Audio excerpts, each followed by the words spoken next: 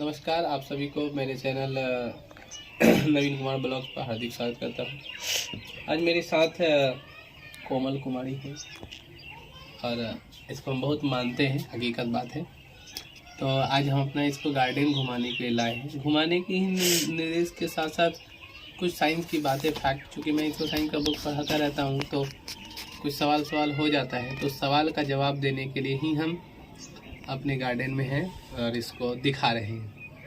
और कैमरामैन पीछे इनके सहयोगी छोटे भाई, क्या नाम है उसका? कृतज्ञ। दूर कृतज्ञ नाम उसका ठीक नहीं, बकलो लेके आए। आधा दिन तबीयत खराब रहता है। इसकी माँ है ना, माँ अगर मेरी वीडियो देख रही तो माँ के लिए एक संदेश है।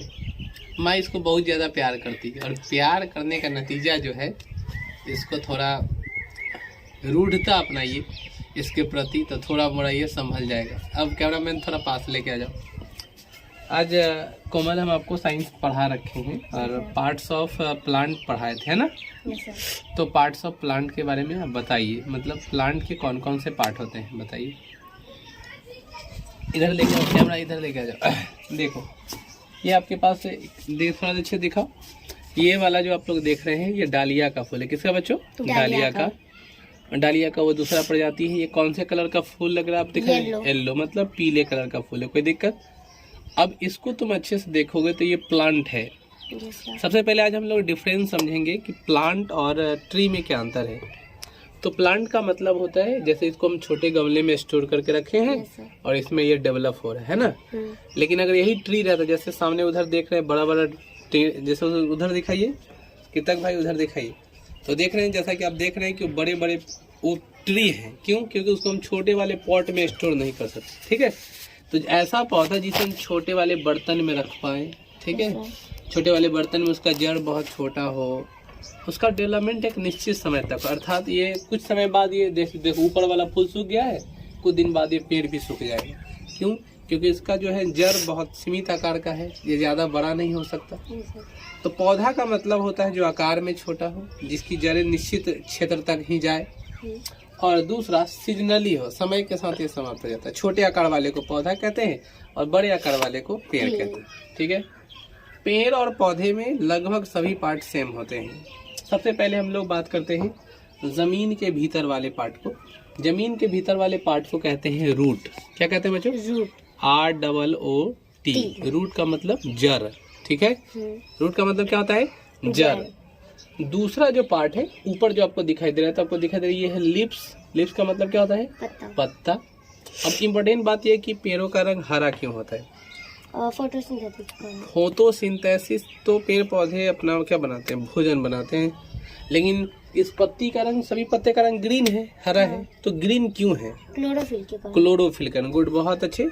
क्लोरोफिल के कारण पत्तियों का रंग हरा होता है। ये आप सभी को जानिए, इसको अंग्रेजी में क्लोरोप्लास्ट के नाम से जानते हैं। और पत्तियों का रंग हरा होता है। पेड़ पौधे अपना खाना बनाते हैं, पता है? पेड़ पौधे अपना भोजन कार्बोहाइड्रेट के रूप में बनाते हैं, जिसे हम लोग ग्लूकोज का भी नाम दिए हैं। फार्मूला होता है C6H12O6। हालांकि ये तुम्हारे सिलेबस से बाहर है।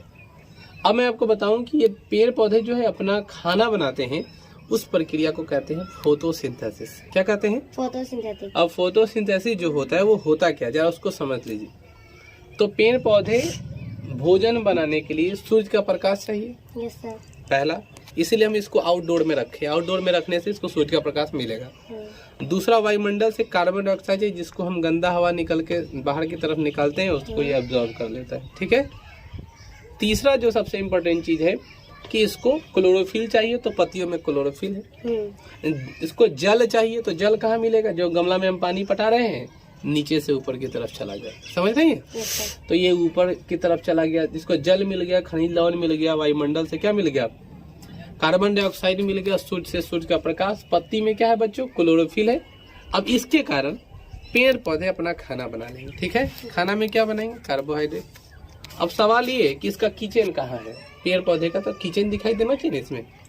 खाना तो किचन में ही बनता है। आपका भी तो खाना किचन में बनता है ना। बैठ बहना इधर बैठ।